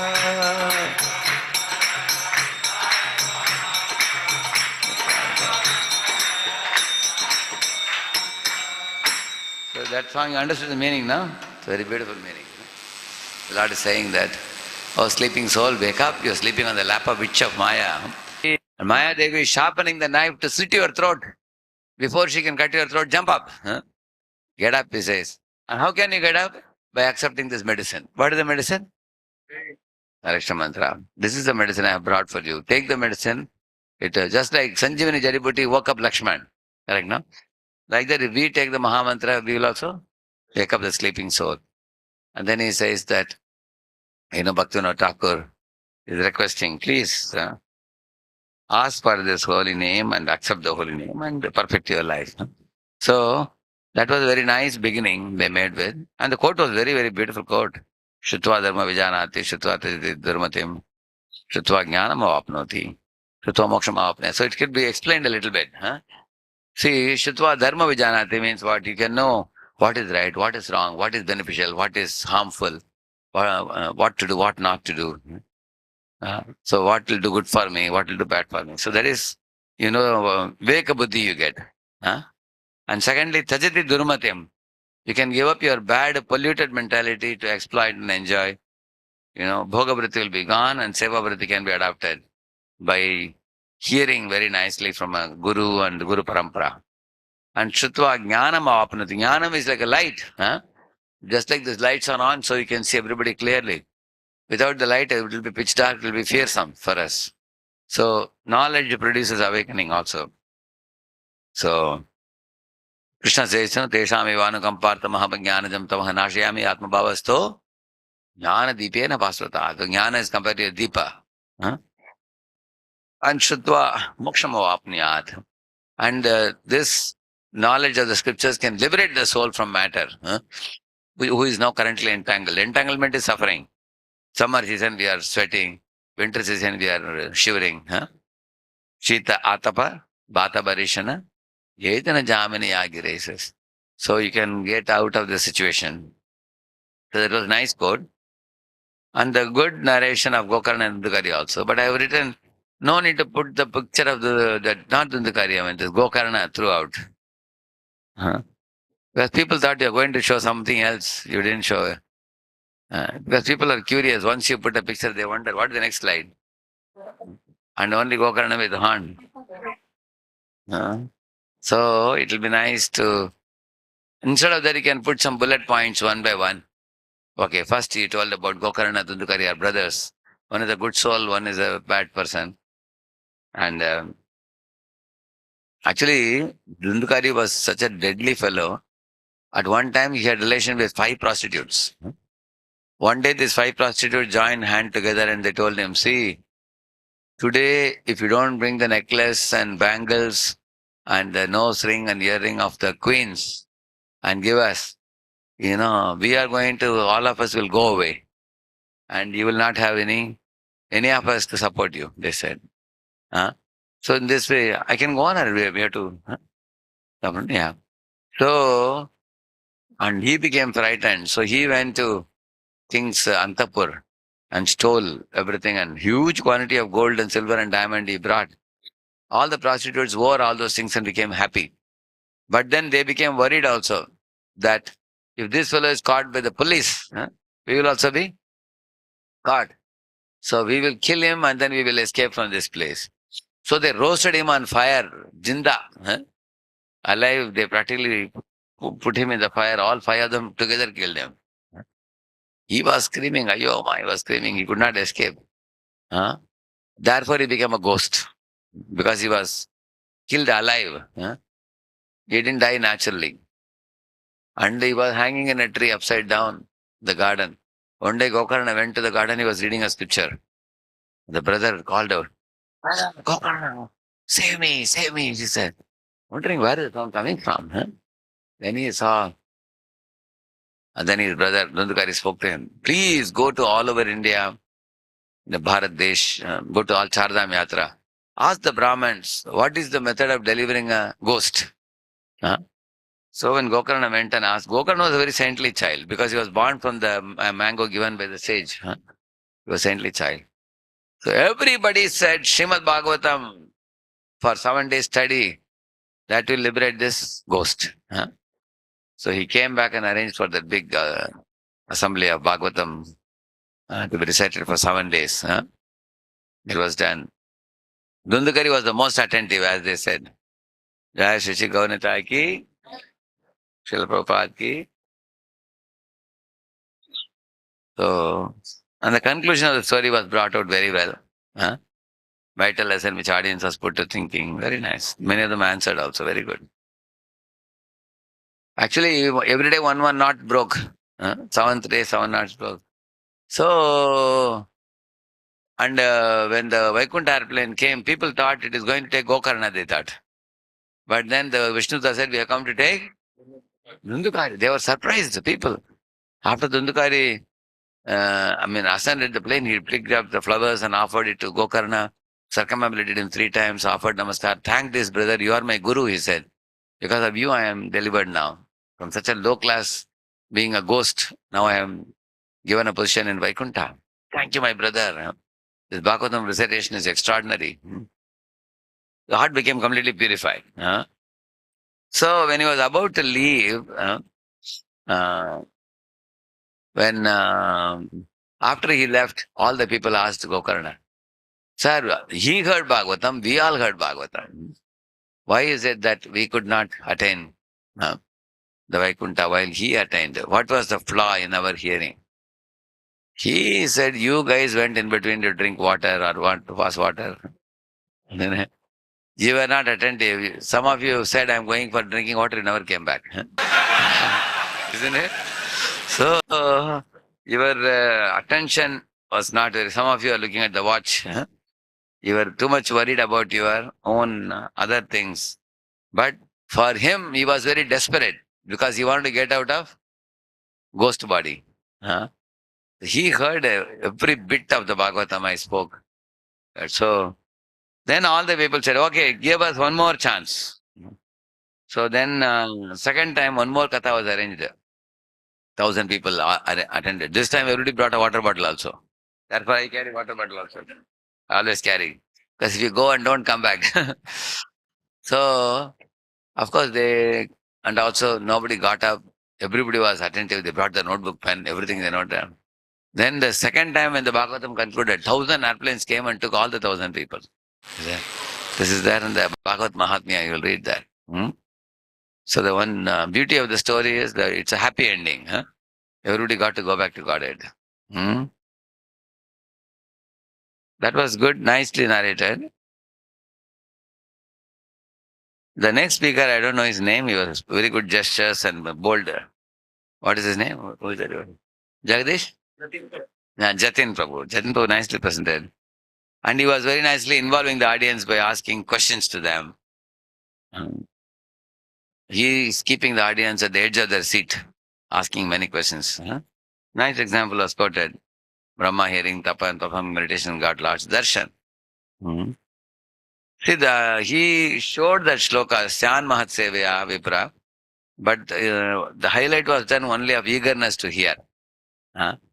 The service aspect was not, that was, Syan Mahat Sevaya was not explained here. Later on, another devotee explained that.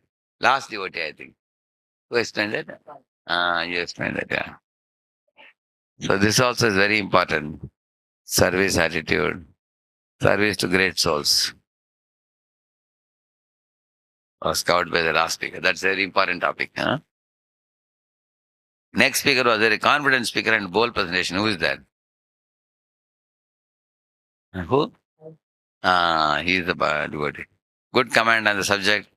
So he was speaking on understanding the urgency to get rid of inattentiveness. Nice examples. Parikshit Maharaj, and then the bumblebee is a humble devotee. Huh? So him in submissiveness in the spiritual world example. Very nice examples. But punctuality is very important for your group. You have to plan your time in advance. If you are delaying program too much, next week's class, some of the boys will drop out. Huh? If you are too late in completing the talk, they will say that, hey, these guys say 1 hour and becomes 2 hours. Huh? So Narada's storyline can be cut short and only vital lesson can be told. For example, instead of reading the whole slide, what you could say, you can say that, what is so special about this Dasyaputra becoming Narada? Number one, he rendered service to the Bhakti Vedantas and won their blessings. And number two, he took the Uchishta, or the remnants left behind by the Bhaktivedanta with their permission, that destroyed all his sinful reactions. Number three, after the Bhaktivedantas left, after Chaturmas was over, the boy faithfully followed the teachings of the Bhaktivedantas and got a glimpse of darshan of Vishnu. Number four, Vishnu told him, lifelong you will not see me, but in the next life you will become a great devotee. But continue your practice, he said. And he was sticking to the practice. He went to all holy places, he chanted the holy name, associated with saintly persons. He perfected his life.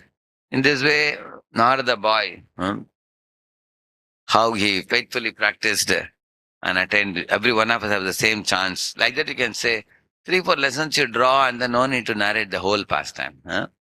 And once you put something on the slide, you don't see it and read it all over again. Because people are also reading, you're also reading. 2 readings are happening.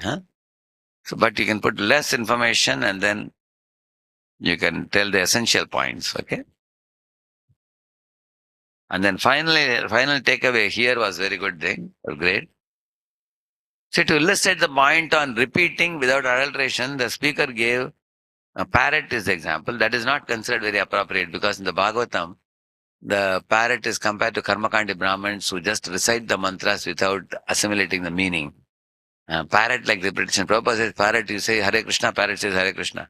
But to catch the throat, kya, he'll say. So, parrot is not glorified for repeating. But there is another type of parrot, Shukamukat Amrita Dravasam Yidam. That parrot is a good parrot because that parrot is example is used for what? Guru speaks wonderfully, but Shishya, he makes it even more sweeter. Like Prabhupada's Guru Bhaktivinoda Thakur, his English was very difficult to capture. But our Prabhupada made it all easy for us to understand. Now, Prabhupada disciples, taking what Prabhupada has given, they have made it even more simpler. So as it comes down in Parampara, many of the acharyas coming down, they are like a step-down transformer. They will make it easily understandable according to Desh Kal, Patra of the people in that particular times. So therefore, in the beginning of the Leelamrita book, introduction of Harvey Cox, Dr. Harvey Cox, he writes that the Guru Parampara is not a sequence of faceless masters, he says. They are not faceless masters who blindly repeat. They actually, according to time, place, circumstance, present it in a way that people can comprehend and ultimately hook to the parampara and become first-class devotees. Like, for example, when I prepared to discover yourself in 95, 96, one of my goals was to give a little bit scientific touch. So science and spirituality blend. Then when I started going to corporate companies, then management and spirituality. So now we have these courses like email courses, efficient management and inspiring leadership. There we have a little management touch to the Srimad Bhagavatam. Similarly, science and spirituality. So when we have to present it as per the need of the audience so they can appreciate the subject, and then eventually it should lead them to Shuddha Bhakti, which is Srimad Bhagavatam. So, and also fish with open eyes, I don't know whether it is given in anywhere, I'm not sure. Is it a Shastric example, Prabhu? Fish, Yeah. Mike. That's somewhere you have to say, which somewhere you heard. Source you have to quote. Four kind of listener is explaining. I don't remember. Like Four kinds. comparing with the Chetka bird, like you should be very choosy from where. No. Actually, is it this one? Matsi kurmi cha pakshini shishum palayate nityam tata sajjana sangati. Yes. This is darshana sparsha. See, darshana dhyana samsparsha makshi kurmi matsi kurmi cha pakshini. What that says is about care and protection. For example, a new boy who is becoming devotee, your care for that boy should be like a bird giving warmth to the eggs. And then the eggs hatch, like incubator. Eggs hatch. So that's a touch. You embrace or you pat on the back, they feel very nice. And then when a boy has become a little more serious devotee, then he is like a fish and you are like a fish. With your eyes, you are always watching whether he is safe. Kaisa ja raha hai, kaisa aa raha hai, kaisa chal raha hai, mala iska. You don't go near. From a distance, you watch. You don't catch. Just watch. And when he grows even more, now he passed out of the course and he went to faraway place working somewhere. Then you are like a tortoise. He is far away, you are here, but still he is in your radar range. You just give a call. How from a distance you take care. Like a tortoise is inside the ocean, baby is outside. But whenever there's danger for the baby, the tortoise will come out. The three examples are given for care. But here the example was given for keeping eyes open in Bhagavatam class. So, whenever we quote any example, we can be caught by the audience. So, therefore, it is always good to quote examples you have heard from Srila Prabhupada. Your point is well taken. The point about keeping the eyes open in the class is important. One fellow came to Prabhupada and said, Swamiji, in your temple, all the guys are sleeping in your class. And Prabhupada said, no, they are all listening. Prabhupada said, no, Swamiji, I am telling you, they are all sleeping. Prabhupada said, how much time do you think they were sleeping? 95% they were sleeping, he was telling. And Prabhupada said, see, the 5% they are awake, still they are so serious devotees. And Prabhupada said, look at you, you are not even coming and sitting in the class. So they are better. So, even if a devotee is struggling to keep awake because of late night service, but at least they are eager to hear, no problem. Some guys are looking like sleeping, but if you ask questions, they answer correctly. Probably they are in samadhi, probably. They ask questions. Anyway, it was good presentation. They have really brought the things together very nicely. And the acronym was very good. What was the acronym? Hear, and eagerness to hear, and then alertness and regularity. Very, very good. Very nice. Let us give an applause for this team.